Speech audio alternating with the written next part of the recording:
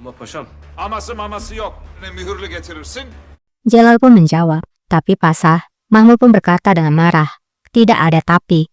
Jika kamu membawa stempel resmi dari perintah Sultan, maka aku bahkan akan bersedia menempatkan leherku di bawah pedangnya.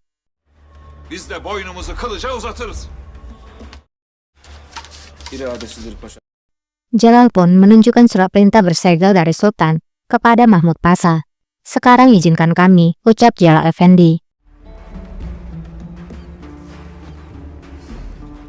Madem padişahımız Mahmud pun akhirnya dengan berat hati berkata, karena Sultan telah memerintahkan untuk menggeledah rumah kami, maka silahkan Jalal. Jalal lalu masuk.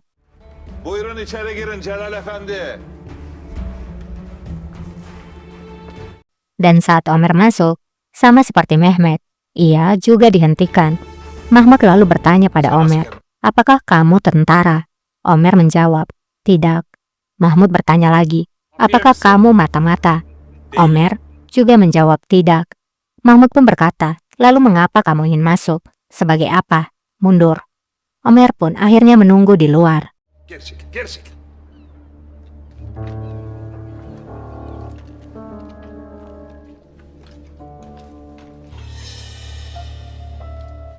Jalal sudah berada di dapur, dan tiba-tiba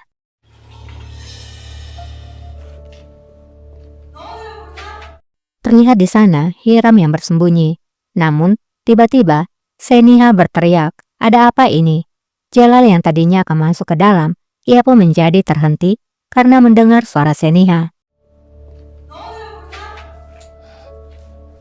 Seniha'nın hiddetinde. Apalagi Mahmud berkata, takutlah dengan kemarahan Seniha Jalal Efendi. Jalal pun akhirnya meninggalkan tempat itu tanpa memeriksa ke dalam. Walah, sayang sekali ya.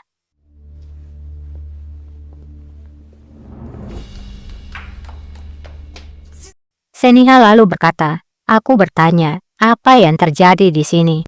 Jalal pun menjawab, orang yang mencoba membunuh Sultan telah melarikan diri di sekitar Kudut Çeşme. Kami menggeledah untuk berjaga-jaga. Bir amaçlı bakmıştık. Seniha tak peduli dan membentak, keluar, kamu tidak tahu diri. Bilmezler. Densizler.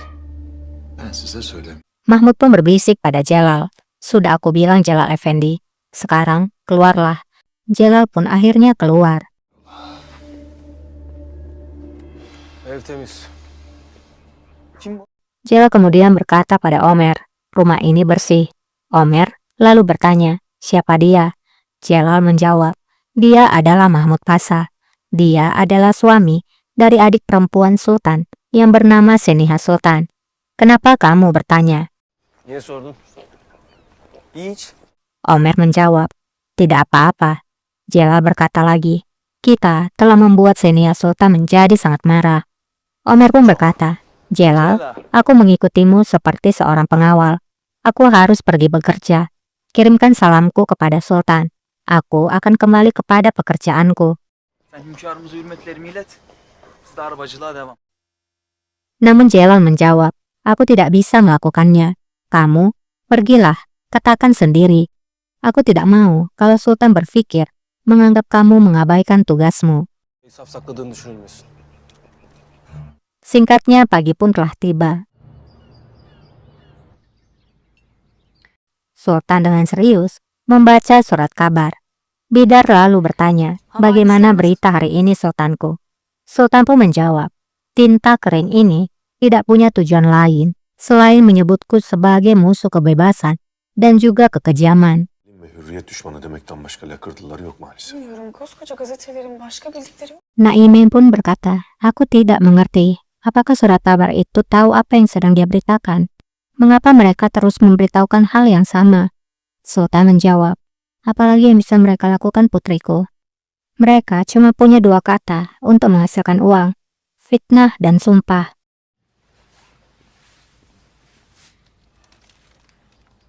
Bidar pun berkata, kamu hampir tidak menyentuh bawang dan telurmu. Aku telah membuatnya dengan tanganku sendiri. Sultan pun menghentikan dirinya membaca surat kabar itu, karena kini istrinya melayaninya. Ben bunu sizin için ellerimle yapmıştım.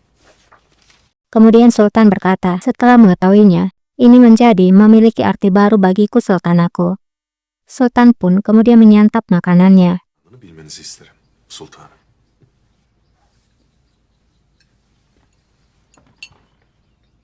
Mehmet Paşa'nın nazarınızda aklı. Bidar lalu berkata, aku senang bahwa kini Mehmet Pasha telah bersih dari pandanganmu. Ini bukan karena dia adalah adikku. Ini karena kamu memiliki Pasha yang bisa dipercaya, yang berdiri di sisimu. Paşanızın yanınızda olması sebebiyle. Tiba-tiba Seniha datang. Seniha berkata, Sultanku, aku tidak ingin mengganggu kebahagiaan keluarga ini. Tapi aku terbangun tadi malam karena tentara yang ribut yang datang ke rumahku. Sultan pun menjawab, aku tahu Seniha, aku yang memerintahkan mereka untuk mencari penjahat yang mencoba membunuhku. Seniha pun menjawab, menurutku mereka tetap tidak boleh masuk ke rumahku. Asal kamu tahu, aku dan suamiku bukanlah seseorang yang akan menyembunyikan buruanmu di dalam rumah kami. Sultan pun menjawab, pencegahan itu adalah tindakan pencegahan saudariku. Dia mungkin masuk ke rumahmu tanpa kamu sadari. Jangan diambil hati. Evinize girmiş olabilirler. Hususi kahvemi Sultan pun lalu berbicara pada Bidar. Apakah aku boleh minum kopi bersama wanita spesialku? Bidar tersenyum dengan ajakan suaminya. hususi bir hanımla içmek istesem mümkün müdür?